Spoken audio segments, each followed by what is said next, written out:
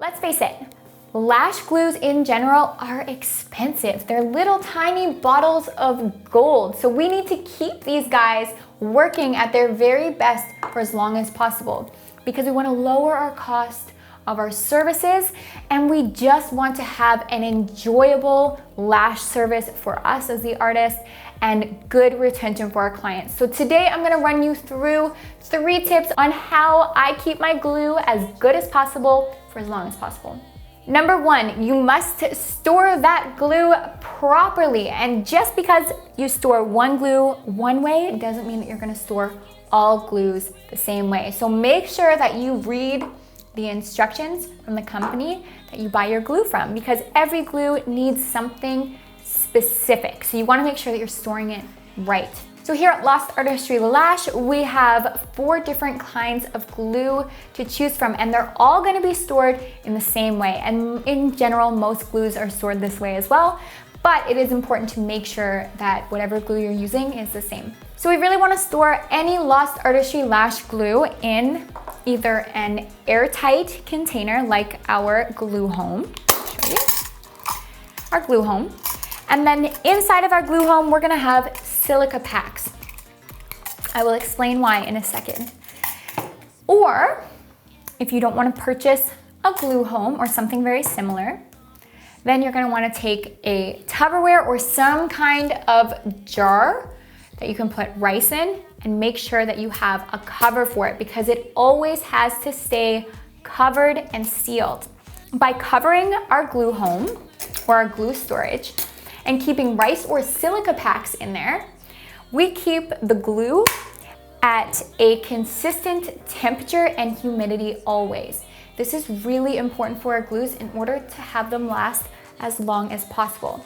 So it's really common that we see people store their glues properly when they're not using them, like when they're off work, and then during services, they just take their glue, they throw it on their desk, and they forget about it until the end of the workday or after your service. So if you're someone who does this, don't worry, lots of people do it, but it's something that you really want to switch up because you're going to get much longer out of your glue if you do not do this. Glues need consistency, so you need to create that environment for them. Never store your glue in direct sunlight and always make sure that they're in one of the 2 of these guys. Next, still about storage. So when we store our glues, we're not gonna put it on their side, we're not gonna put it upside down, we're gonna store it standing straight up. Up and down is always the way that we want to store our glues to make sure that we don't clog that top nozzle of any glue. So you can take your little home and you can store it on your station. Just make sure again that it's not in sunlight, and that's really nice because you can have it within reach. Now you can also store either of these containers in the fridge, but it is not necessary if you have your silica packs or your rice, and it seems to be a lot more convenient for most people to have it within reach. So it's good to have it at your station and just store it this way if you choose. You're also gonna wanna label your glue when you put it in for storage. This way, you always know how old or new a glue is, so you can switch it up when it is time. By doing this, just put a piece of tape on it or use a Sharpie and just write the date that it expires on or the date that you bought it, whatever works best for you. But make sure that you always do that to your glue so that you know when it's time to switch it up. Number 2, use a jade stone while you're working. So what is the benefit of this cute little jade stone?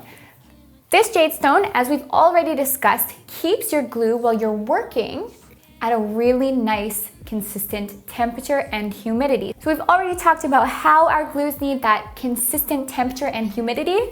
This right here is gonna help keep that temperature good and the environment really nice for your glue so you can get as long out of that glue dot as possible during services. One thing to note though, do not put your glue directly on your jade stone. It's gonna be really hard to clean and it's just not very sanitary. So make sure that you either use one of 3 things that I suggest. If you have another suggestion, please leave it in the comments below.